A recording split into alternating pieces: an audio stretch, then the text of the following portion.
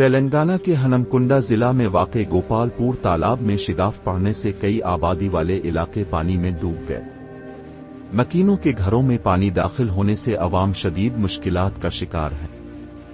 इसी दौरान हैदराबाद श्री शीला हाईवे के बह जाने से नागर कर्नूल जिला के लतपुर गांव के करीब आमदोरफ्त मुकम्मल तौर पर ठप हो गई।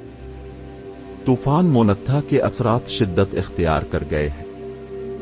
हनमकुंडा बस स्टैंड और वरंगल शहर मुकम्मल तौर पर ज़ेरे आब आ गए, जबकि भद्रकाली रोड के करीब सरस्वती कॉलोनी और वरंगल अंडर बुर्ज रोड पर पानी भर गया है।